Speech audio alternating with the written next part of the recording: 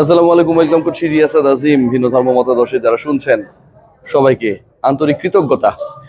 এই পুরো কন্টেন্ট আসলে তামিম ইকবালকে নিয়ে করতেই হচ্ছে। এখন আপনারা বলবেন যে তুমি বিরিয়ানি খাও, এটা করো ওটা করো। ভাই, আমি না হয় তামিমের বিরিয়ানি খেলাম, কিন্তু এই যে মুশফিকুর রহিম, মাহমুদুল্লাহ রিয়াদ, নাজমুল হোসেন শান্ত, শুধুমাত্র রিশাদ হোসেন যেন নিয়মিত ম্যাচ খেলতে পারেন সেই লক্ষ্যে একাদশে থাকার চান্স পাবার পরেও খেলেন নাই। এরকম একটা ঘটনা আমরা দেখেছি এবং এটা ঘটেছে। তামিম ইকবাল খানের দলে যখন এই ঘটনা ঘটে এবং এটা নিয়ে যখন উচ্চবাচ্য হয় না, ন্যাশনাল টিমের ক্যাপ্টেন তিনি যখন ওই দলটার জয়টাকে বেশি প্রাধান্য দেন, চ্যাম্পিয়ন্স হবার ক্ষেত্রে কোন কাজটা করলে খুব বেশি ভালো হয়, নিজেকে সরিয়ে রাখলে হলো, সেটাকে যখন প্রাধান্য দেন তখন সেই credit goes to the captain. যখন ক্যাপ্টেন এমন একটা ক্লিনিক্যাল সিচুয়েশন, 200-এর কাছাকাছি একটা স্কোরকে ক্রস করতে হবে, তার পার্টনার তাওহিদ হৃদয় খুব একটা ছন্দে নেই, অলমোস্ট 100-র কাছাকাছি অথবা সামটাইমস বিলো 100 স্ট্রাইক রেটে ব্যাট করছিলেন। হতেই পারে, যে কারো হতে পারে। তাকে বুঝতে না দিয়ে, সিচুয়েশন বুঝতে না দিয়ে একাই 190 স্ট্রাইক রেটে ব্যাট করেন। 24 বলে 50 তুলে নেন। 50 তুলতে গিয়ে 9টা 4 একটা ছক্কা মারেন। ফাইনালের ম্যান অফ দ্য ম্যাচ কি ইন্ডিকেট করে? ইট indicates how Tamim destroyed the bowling attack of the opponent. How Tamim made impossible to possible. Kyle মায়ার্সকে নিয়ে অনেক আলোচনা হয়, হচ্ছে, হবে। মজার ব্যাপার কি, গেলবারের ম্যান অফ দ্য ম্যাচ ছিলেন কাইল মায়ার্স, আর এবারে man of the match Tamim Iqbal Khan. টুর্নামেন্টে সেরা যিনি হয়েছেন মেহেদী হাসান মিরাজ, তিনিও গত আসরে বরিশালে রয়ে গেলেছেন। তামিমেরই প্রোডাক্ট আমরা বলতে পারি, কাইন্ড অফ। কাইল মায়ার্স চলে গেলেন, মাঝখানে অন্য একটা জায়গায় খেললেন, আবার বাংলাদেশে আসলেন। এসে যখন টপাটপ উইকেট পড়ে গেল, তামিমের উইকেট পড়ে যাওয়ার পর মুশফিকুর রহিম বেশিক্ষণ টিকতে পারলেন না, তাওহিদ হৃদয় বেশিক্ষণ টিকতে পারলেন না, মাহমুদুল্লাহ রিয়াদের কাছ থেকে এক্সপেক্টেড পারফরমেন্সটা আমরা পেলাম না। মাঝখানে সেই কাজটা করেছেন তিনি। রিশাদকে শুরুর দিকে খেলানো নিয়ে অনেক আলোচনা ছিল, না খেলানো নিয়ে। সেই ঝুঁকিকে তামিম ইকবাল খান তার নেতৃত্বের মাধ্যমে, তার ক্যাপ্টেন্সির মাধ্যমে যত সময় গেছে খেলিয়ে খেলিয়ে অভ্যস্ত করে এমন একটা পর্যায়ে নিয়ে গেলেন, ঝুঁকিপূর্ণ রিশাদ হয়ে গেলেন কমপ্লিট ম্যাচ উইনার। যেভাবে তিনি খেলেছেন এই ম্যাচে, শেষের দিকের প্রেশারটাকে একাই তুড়ি মেরে উড়িয়ে দিয়েছেন। তামিম ঝড় তুললে রিশাদেরটা ছিল সাইক্লোন। পুরোটাই তো কৃতিত্ব ওই ক্যাপ্টেনের, কারণ শুরুর বীজটা তিনি বপন করেছিলেন। খেয়াল করে দেখুন, যতবার তামিমের দল বিপিএল এ চ্যাম্পিয়ন হয়েছে ততবারই খুব ইন্টারেস্টিং ঘটনা ঘটেছে। ঢাকা ডাইনামাইটস এর সাথে কুমিল্লা ভিক্টোরিয়ান্সের ফাইনাল মনে করতে পারেন। তামিম তখন কুমিল্লার হয়ে খেলেন। তামিম করলেন 61 বলে 141। বিপিএল ইতিহাসের সেরা যে কয়টা ইনিংস রয়েছে তার একটা। টোটাল রান হয়েছিল 200-র কাছাকাছি। ওই একটা ইনিংসে আলটিমেটলি ঢাকা ডাইনামাইটস কুপকাত গেল আসরে।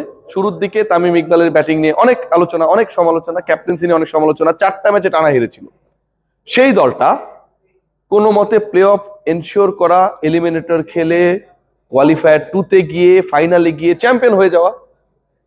প্রত্যেকটা নকআউট ম্যাচে তামিম যেভাবে ব্যাট করেছিলেন, সামনে থেকে নেতৃত্ব দিয়েছিলেন, টুর্নামেন্টের সেরা ক্রিকেটার হয়েছিলেন, 492 রান করেছিলেন। তামিমকে আলাদাভাবে চিনিয়েছিল। এবং ওই যে বললাম, কুমিল্লা ভিক্টোরিয়াস ঢাকা ডাইনামাইটস এর ওই ফাইনালে তিনি যে রোলটা প্লে করেছিলেন, সেটার যেন একটা অন্যভাবে ধারাবাহিকতা রক্ষা করেছিলেন গেল আসরটায়। এবার দেখুন, গতবারের আসরে টুর্নামেন্টের সেরা, সর্বোচ্চ রান গেটার। এবার অনেক সমালোচনা হচ্ছে, যতগুলো কাট পোস্ট হয় বিভিন্ন অনলাইনে, ম্যাক্সিমাম তামিম ইকবালকে হাহা দেওয়ার জন্য ওয়েট করে থাকে।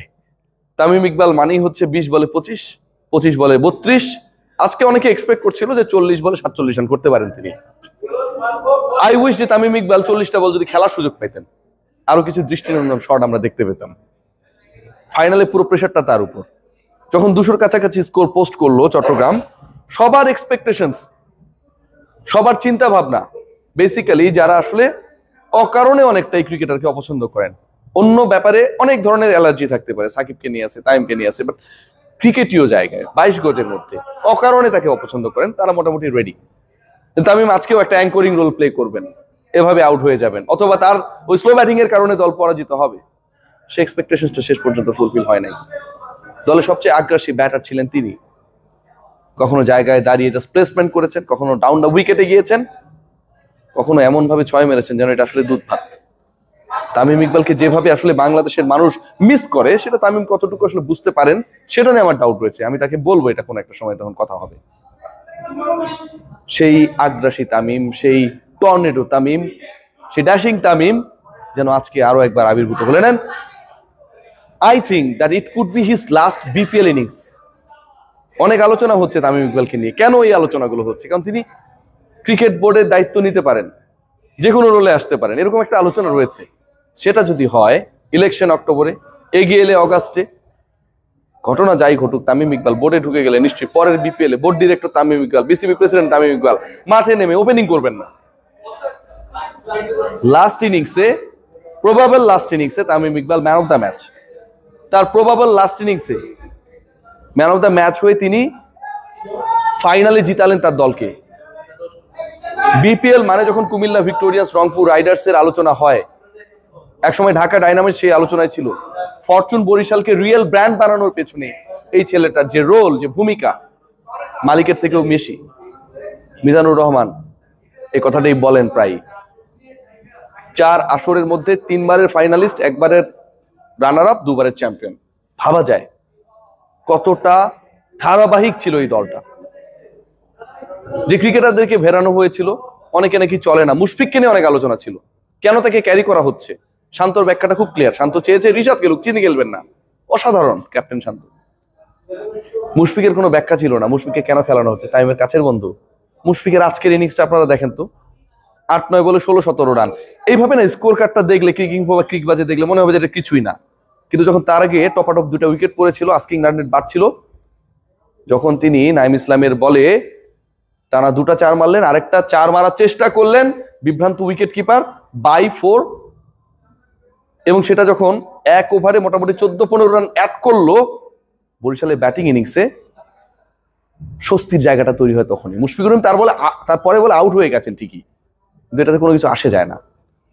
বরিশালের মালিক আজকে মুশফিককে কাঁধে তোলার জন্য দারুণ চেষ্টা করেছেন।